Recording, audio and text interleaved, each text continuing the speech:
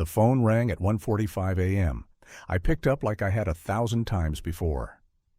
911. "What is your emergency?" a woman screamed. "He is not breathing. Please help." I asked for the address. She gave it. 3427. East University Drive Apartment 2B. My apartment. My home. Then I recognized her voice. Diana, my fiancée. But she was not calling about me. She was calling about the man in our bed who had just collapsed, and she had no idea she was talking to me. Before we dive into how I handled the worst night of my career, I would love to know where you are watching from. Drop your city in the comments below, and if you have ever had a moment that changed everything in an instant, hit that like button and subscribe. Because what I am about to tell you proves that sometimes the truth finds you in the most brutal way possible. Let me take you back to how this all started. 4 years working as a 911 dispatcher in Phoenix, Arizona, taught me how to handle chaos. Car accidents at 3 a.m., elderly folks having strokes, kids choking on candy, parents finding their teenagers unresponsive. Every night I put on the headset and became the calm voice in someone else's nightmare. The pay was not amazing, around $42,000 a year, but it came with decent health insurance and the knowledge that I was helping my community. I was proud of what I did. The dispatch center sat in a low brick building near downtown. My shift ran from 11 p.m. to 7 a.m. 3 nights a week. Most nights we handled maybe 20 to 30 calls. Some were genuine emergencies. Others were people who could not sleep and wanted someone to talk to. I learned quickly how to sort the critical from the confused, how to keep my voice steady, even when the caller was falling apart. I met Diana 2 years ago at a coffee shop near the hospital. I had just finished a rough overnight shift. A car had flipped on the interstate, and I had talked a bystander through helping the driver until paramedics arrived. I was exhausted running on fumes, and I just needed caffeine before driving home.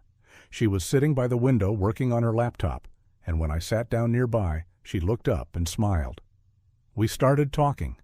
Simple stuff at first, the weather, the quality of the coffee, then deeper things. What we did for work, what we wanted from life. Diana worked in marketing for a tech company. She was 27, driven, ambitious, always talking about the next campaign or the next promotion. I loved that energy. After years of hearing people at their lowest, it felt good to be around someone who saw possibility everywhere. Our first real date was a walk through Papago Park, followed by dinner at a small Mexican restaurant she loved.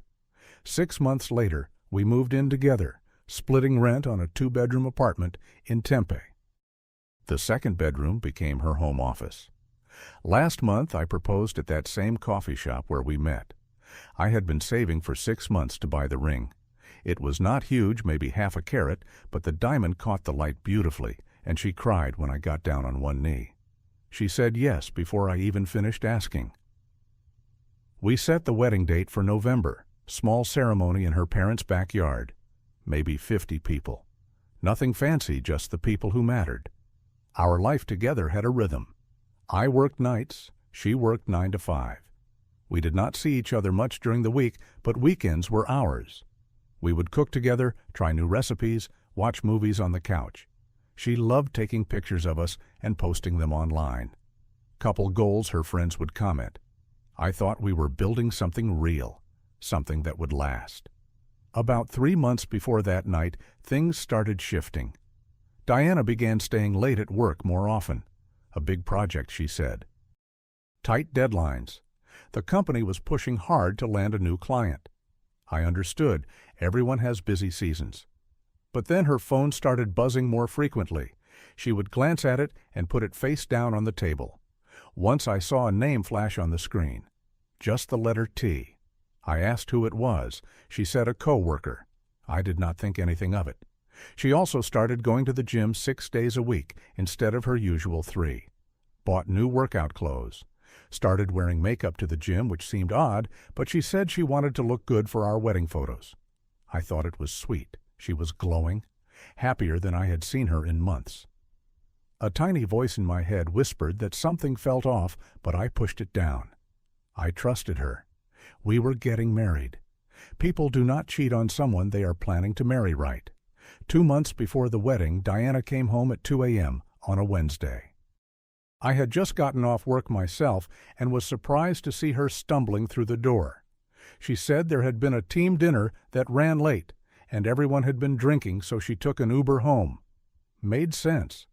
Except when she hugged me goodnight, I smelled cologne on her shirt. Not mine. A different scent, woodsy and expensive. I asked about it. She laughed and said maybe it rubbed off from a coworker sitting next to her at dinner. Again, I let it go. The following week, I got off work early. My shift was supposed to run until 7 a.m., but another dispatcher came in to cover for me because her evening shift had canceled. I headed home around 5:30, planning to surprise Diana with breakfast. Her car was in the parking lot when I pulled up, but she did not answer her phone when I called. I used my key to get in. The apartment was quiet. Then I heard the shower running. She came out wrapped in a towel, wet hair dripping, and seemed startled to see me. "I am home early," I said. She smiled and kissed me and said she had just gotten back from the gym. But something nagged at me. Later that day, when I went to get something from her car, I noticed her gym bag was still in the trunk. The same bag I had seen there yesterday. If she had just come from the gym, why was her bag still packed in the car? I tried to push the thoughts away, but they kept coming back. Little things. Her phone always face down now. New passwords I did not know. Twice I walked into her room and she quickly closed her laptop. When I asked what she was working on, she said just boring spreadsheets. But the way she said it felt rehearsed. I decided to try talking to her. Really talking. I picked a Saturday night when we were both off. I cooked her favorite meal, chicken parmesan with garlic bread, and opened a bottle of wine. Over dinner, I asked how she was doing. Really doing. Was work stressing her out? Were we okay? Did she feel like we were drifting apart? She reached across the table and took my hand. She said I was overthinking things. Work was busy, yes, but it would calm down after the project wrapped up in a few weeks. She loved me. Everything was fine. She promised to make more time for us once things settled down. I wanted to believe her. I really did. But my gut would not let it rest. So I started paying closer attention. I checked our shared credit card statements. There were charges at restaurants during the lunch hours on days she said she was in back-to-back meetings. A hotel charge in Scottsdale from 2 weeks ago. When I asked about it, she said the company had sent her on a last-minute day trip to meet a client, and she forgot to mention it. Forgot? Right. The breaking point came 1 week before that awful night. I told Diana I had gotten an unexpected day off on the upcoming Wednesday and wanted to take her to Sedona for an overnight trip. Just the two of us. Reconnect before the wedding craziness ramped up. She hesitated, said she had an important meeting that day and could not miss it. But I had already checked her company's public calendar online. There were no meetings scheduled. None. I did not confront her. Instead, I called in that favor for the day off and decided to see for myself what was really going on. Wednesday morning, I watched her leave for work as usual. Then I followed her. I am not proud of it. It felt wrong and invasive and everything I never thought I would do. But I needed to know. She drove to her office building and went inside. So far, so good. Maybe I was wrong. Maybe I was being paranoid. But at 11 a.m., she came back out, got in her car, and drove to a different part of town, a condo complex I had never seen before. She parked and walked up to one of the buildings. A man met her at the door, tall brown hair, wearing a suit, even though it was almost noon. They hugged. Not a friendly coworker hug, a real hug, long and close. Then they went inside together. I sat in my car 3 buildings away for 3 hours. My hands were shaking. My chest felt tight. At 2 p.m., they came back out together and drove separately to a bistro downtown. Through the window, I watched them laugh over lunch. She touched his arm. He leaned in close to say something that made her smile. They looked like a couple A real couple, not like two coworkers grabbing a quick bite. I drove home and lay on the bed we shared and stared at the ceiling. I did not cry. I think I was too numb for tears. All I could think about was the ring I had saved for, the wedding invitations we had already sent out, the life I thought we were building. None of it was real. Or maybe it had been real once, but it was not anymore. I decided not to confront her yet. I needed something concrete, something she could not explain away or minimize. So I waited. Friday night I started my shift at 11 p.m. as usual. 5 of us were working dispatch that night. The first few hours were typical.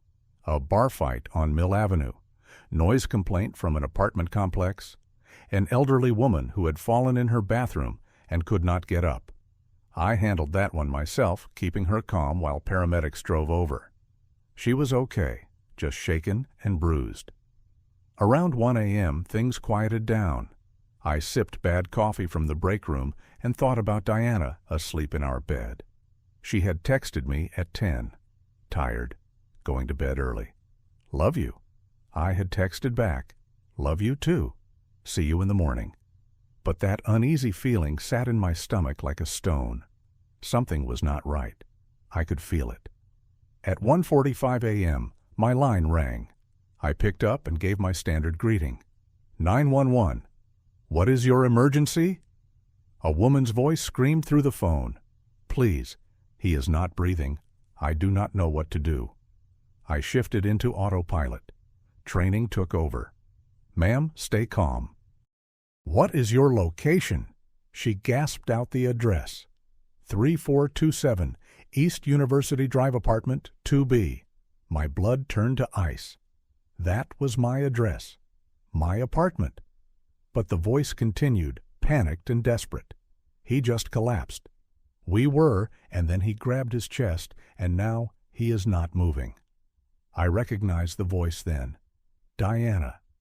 I would know her voice anywhere, even through tears and terror. But she did not recognize mine. She was too far gone in her panic to realize who she was talking to. I forced myself to stay professional. Ma'am, I need you to check if he is breathing. Put your hand on his chest. I heard rustling, her crying. Then her voice again. No, he is not. Oh God, Trevor. The name cut through me. Trevor. The T in her phone. I kept my voice steady. Okay, I am sending an ambulance right now. I need you to start CPR. Are you trained? No, I do not know how. I walked her through it step by step while my fingers moved over the keyboard dispatching an ambulance to my own home. Place both hands on the center of his chest. Push hard and fast, about 100 compressions per minute. I will count with you. She followed my instructions. I heard her counting through her sobs. 1, 2, 3, 4. While she did compressions, I asked the standard questions. How old is the patient? 32, she said. Any medical history I should know about? I do not know. He mentioned high blood pressure once. She did not know his medical history. They had not been together long enough for that. How long had this been going on? Weeks, months, I asked one more question.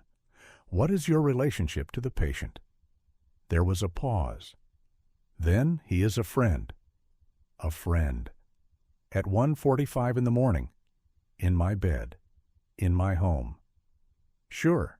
The ambulance was 6 minutes out. I could have ended the call and let someone else take over. But I did not. I stayed on the line. Ma'am, stay with me. Keep doing compressions. Count out loud. She counted. Her voice shook with each number. And while she counted, my mind raced through options. I could leave work right now, drive home, walk in, and catch them. But what would that accomplish? She already knew, I knew, even if she did not realize it yet. No, I needed to play this smarter. I needed evidence that could not be denied or explained away. This call was being recorded. Every 911 call was. That recording would show her exact words. Her panic over another man. The fact that she called him by name. The fact that she said we were together when he collapsed. all of it captured in her own voice. I asked another question. "Is anyone else there with you?" "No, just me." "And what is your name, Ma'am Diana?" "Diana Foster." She used her maiden name, not Diana Martinez, the name she would take after we got married in 2 months. Diana Foster, like she was already preparing to erase me from her life. "Okay, Diana, ambulance is 2 minutes away. Stay on the line with me. Thank you so much." Her gratitude made me sick. She had no idea she was thanking the man whose life she was destroying. I heard sirens through the phone. "They are here. They are here." "Good. Let the paramedics in and follow their instructions." "Thank you. Thank you." She hung up. I sat frozen for a full minute. My hands were shaking. One of my coworkers, Sarah, glanced over. "You okay?" "Yeah," I said. "Just a tough call." I stood and walked to the bathroom, looked at myself in the mirror. My eyes were red but dry. No tears. I was past tears. I was past anger too. All I felt was a cold, clear certainty about what I needed to do. I pulled out my phone and texted my brother Marcus. "Need your help in the morning. Can you come to my place at 8 a.m. with your truck?" He texted back within seconds. "Sure, bro." "Everything okay?" I replied. "We'll explain later. Bring boxes if you have them." He sent a thumbs up. I went back to my station and finished my shift. Every call after that I handled perfectly. A domestic disturbance, a possible overdose, a car that had hit a pole on the freeway. I did my job. I stayed calm. I helped people. But in the back of my mind, I was already packing, already planning, already gone. I got home at 7:15 a.m. Diana was asleep on the couch, still in the clothes she had been wearing. Her eyes were puffy and red from crying. I closed the door a little harder than necessary. She jolted awake and stared at me. "Cal, you are home early." "No," I said. "I am right on time." She stood up, her face going pale. There was an emergency last night." "I know. I was the one who sent the ambulance." Silence. Complete, suffocating silence. She stared at me like I had just spoken a foreign language. What I repeated the address back to her in my dispatcher voice. 3427 East University Drive Apartment, 2B. Patient Trevor, age 32, cardiac arrest at approximately 1:45 a.m. You were," she stammered. "The operator?" "Yes." "Cal, I can explain." "No need. The call recording explains everything. We cannot lose him. I cannot. She started crying. "It is not what you think." I felt nothing, no anger, no sadness, just a flat, empty calm. "You called 911 for your lover in our bed and did not even recognize my voice." She collapsed onto the couch. "I am so sorry. I never meant for any of this. Meant for what? To cheat, to get caught, to fall in love with someone else." A knock on the door cut off her response. I opened it. Marcus stood there with his truck parked outside and 3 cardboard boxes in his arms. He looked past me at Diana, then back at me. His jaw tightened. "Let us get your stuff, bro." Diana stood. "Cal, please, we need to talk about this. We already did. Last night, on a recorded line. Now I am leaving." I walked into the bedroom. The sheets were different from the ones that had been there when I left for work. She had changed them, tried to erase the evidence. I did not say anything, just started packing. Clothes from the closet, books from the shelf, my laptop, the framed photo of my parents. All of it went into boxes. Diana followed me. "Please, can we just talk?" "It was a mistake, Trevor and I." "It is over now." I stopped and turned to her. "It is over because he almost died. Not because you chose me. That is not fair. You want to talk about fair." I pulled the engagement ring off her finger. She tried to pull her hand back, but I was faster. I worked overtime for 3 months to buy this. I set it on the dresser. Keep it. Sell it. I do not care. It took an hour and a half to pack everything I owned. Marcus helped carry boxes down to his truck. Diana sat on the floor in the living room crying. Where will you go? Not your concern anymore? Cal, please. I paused at the door and looked back at her one last time. You know what the worst part is? I would have understood if you just told me you did not love me anymore. But you made me save him. Then I walked out and closed the door behind me. I stayed at Marcus's place for the first week, called a lawyer, and got my name off the apartment lease. Diana would have to cover the full rent or move out. I called every person on the wedding guest list and canceled, told them simply that we had decided not to move forward. I did not give details. Didn't need to.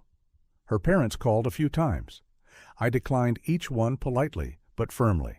I had nothing to say to them. At work, a few people asked why I looked tired. I told them my engagement had ended and left it at that. Diana texted constantly that first week. Apologies, explanations, begging for another chance. I read the first few, then stopped opening them. After 3 days, I blocked her number entirely. I heard through mutual friends that Trevor had recovered fully, but that he and Diana had broken up too. Apparently, the near-death experience made him realize he did not want to be with someone who would cheat on their fiancée. The irony was not lost on me. Diana was alone now. I did not feel vindicated. I did not feel angry.